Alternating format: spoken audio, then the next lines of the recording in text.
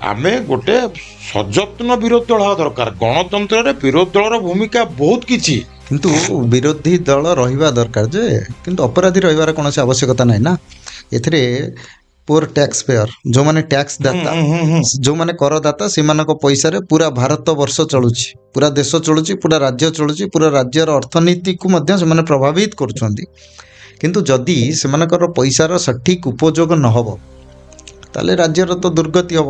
କିନ୍ତୁ ନୂଆ ସରକାର ହୁଏତ ଗୋଟେ 1.5 ବର୍ଷ 2 ବର୍ଷର ସରକାର, ଆଠାରୁ ମଧ୍ୟ ଆଶା କରାଯିବ ଏଇ ଯେଉଁ ଧାରା ଚାଲି ଆସିଥିଲା ତାକୁ ସେମାନେ ସମ୍ପୂର୍ଣ୍ଣ ଭାବେ ବନ୍ଦ କରିବାରେ ସକ୍ଷମ ହେବେ। ନିଶ୍ଚିତ ଭଲ କଥାଟି କହିଲେ।